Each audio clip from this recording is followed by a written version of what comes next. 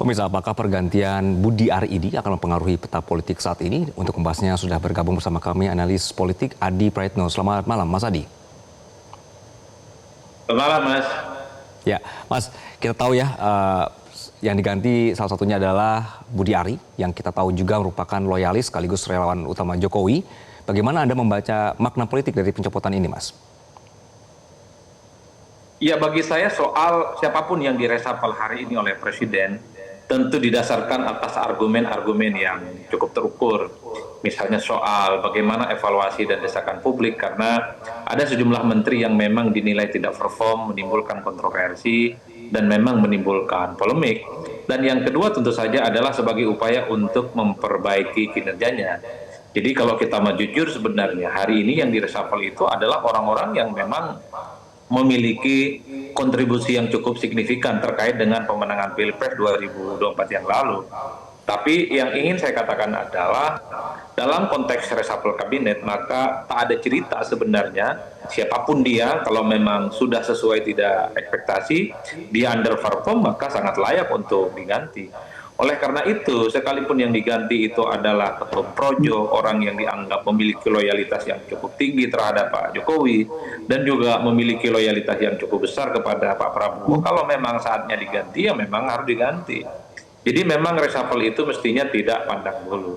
Termasuk misalnya kan ada menteri dari Golkar, ada juga relawan-relawan yang dinilai memiliki kontribusi penting terkait dengan pemenangan Pilpres. Tapi atas desakan publik, termasuk juga sebagai upaya untuk memperbaiki kinerja, bagi kita yang melihat dari jauh ini adalah sebuah keharusan, karena reshuffle itu tujuannya adalah untuk memperbaiki kinerja dan memperbaiki citra, bukan hal-hal yang sifatnya politik akomodatif kembali. Makanya tidak mengherankan ketika hari ini Presiden mengumumkan reshuffle, itu mendapatkan respon yang cukup positif. Ya, harapan terbesarnya tentu adalah menteri-menteri yang diganti dengan menteri yang baru, mereka bisa menunjukkan kinerja yang bisa sesuai dengan harapan, sesuai dengan ekspektasi, dan mampu menyelesaikan persoalan-persoalan yang dihadapi bangsa saat ini.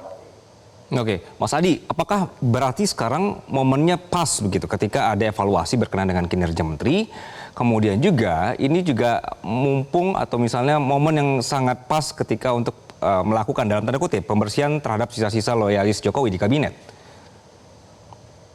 Ya, kalau kita melihat ya argumen di permukaan sampai detik ini kan sebenarnya tidak ada dasar yang kemudian harus membuat pembersihan semacam itu. Karena kalau kita mendengarkan statement-statement yang bermunculan hampir setiap saat, kan hubungan Pak Jokowi dengan Pak Prabowo itu baik-baik saja, hubungan Prabowo dengan Pak Jokowi juga baik-baik saja.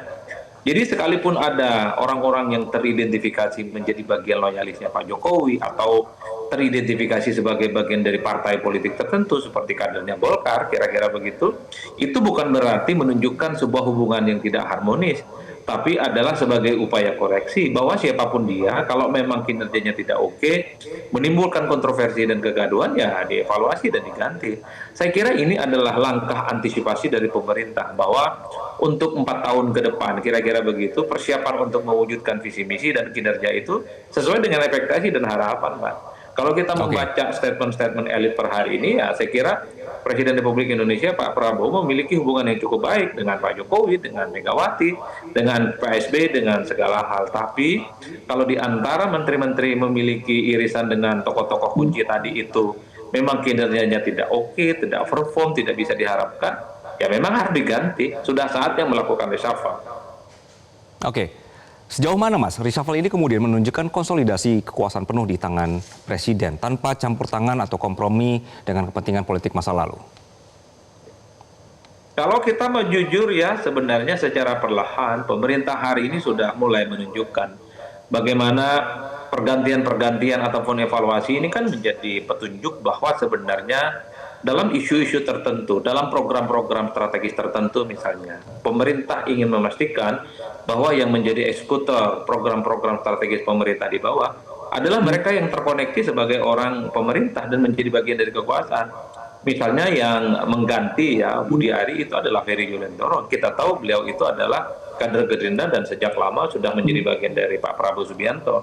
Kita tahu bahwa program Merah Putih, program Koperasi Desa Merah Putih itu kan adalah program-program yang saya kira cukup bisa diandalkan. Kalau kita ingin menafsirkan secara politik, sepertinya pemerintah ingin memastikan program-program strategisnya itu adalah yang memang dikawal langsung, yang kemudian bisa diimplementasikan langsung oleh orang-orang yang memang selama ini cukup dekat dengan Pak Prabowo Subianto. Itu yang dibaca oleh publik. Artinya apa?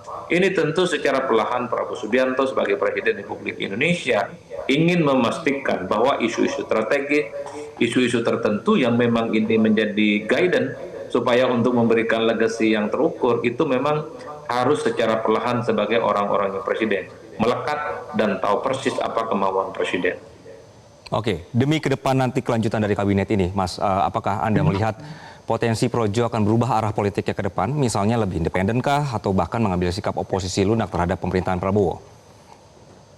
Saya termasuk yang tidak yakin bahwa Projo itu akan menjadi oposisi. Pertama dari resource politik ya, karena ada kecenderungan ya Projo ini adalah menjadi bagian dari partai pendukung ataupun menjadi bagian dari kekuasaan politik hari ini. Jadi saya termasuk yang tidak terlampau yakin bahwa Projo akan menjadi oposisi balik arah ataupun bersikap netral. Tidak. Paling setidaknya kalau kita melihat argumen secara umum, Projo itu kan sangat tergantung apa kata Jokowi. Projo itu apa yang dikatakan Jokowi merah, maka Projo pun juga akan merah. Putih kata Jokowi, putih pula kata Projo. Karena melihat hubungan politik antara Jokowi dan Prabowo baik-baik saja, Prabowo dan Jokowi juga memiliki hubungan yang harmonis, saya termasuk yang meyakini Projo juga akan tetap menjadi bagian dari dukungan politiknya yang penuh akan terus diberikan kepada pemerintah hari ini, Mas. Kecuali mungkin di kemudian hari ada riak-riak, ada gejolak yang kemudian membuat hubungan antara Solo dengan Kertanegara itu tidak baik-baik saja, mungkin Projo itu akan menentukan sikapnya seperti apa. Tapi per hari ini DNA Projo, iman politik Projo hanyalah kepada Pak Jokowi. Kan di situ yang kita tangkap dari dulu. Oke, tapi hubungannya menurut Mas baik-baik saja ya?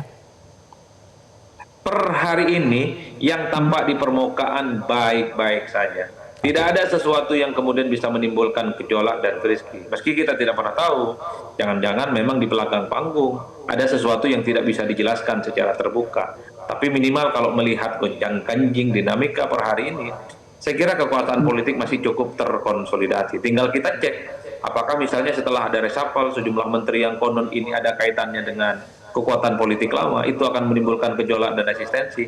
Sangat layak untuk dicermati, Mas. Tapi per hari ini gejolak, resistensi ataupun dinamika-dinamika yang terkait mengarah kepada dinamika hubungan politik antara elit sampai detik ini belum kelihatan dan belum pernah muncul secara signifikan. Oke. Mas Adi, terima kasih Mas untuk perspektifnya Mas di diskusi malam hari ini. Jelajahi cara baru mendapatkan informasi. Download Metro TV Extend sekarang.